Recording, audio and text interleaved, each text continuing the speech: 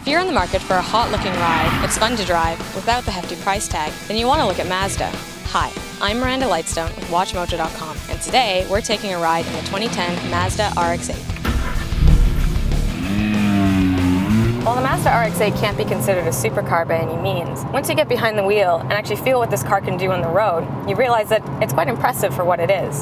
The Mazda RX-8 is a pretty flashy car already, but this particular model that we're driving is tricked out with Recaro racing seats, Bilstein suspension, 19-inch alloy wheels, and a little bit something extra, a Mazda Speed cold air intake. It doesn't add a significant amount of horsepower, but it does make it sound phenomenal.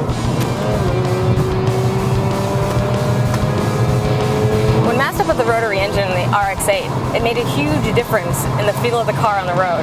While it really played with the low-end torque and made it almost non-existent, what it did do was create quite a lot of power for an engine that's actually quite small. With only 1.3 liters, this car shoots out 232 horsepower with the manual. If you shoot down to automatic, then you're dropping to 212. But it still has a lot of grunt and a lot of power, which is great in a car of this size. The benefit to driving a rotary engine is really in the smoothness.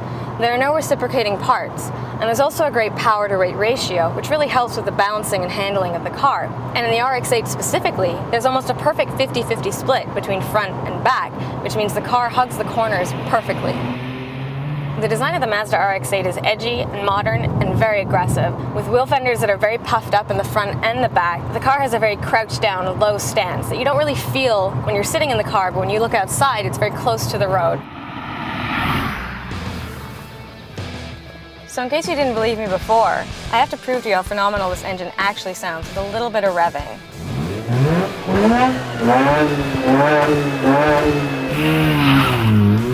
Because this particular RX-8 is equipped with Bilstein suspension, the handling is much more precise. It grips the road much more closely and handles really well.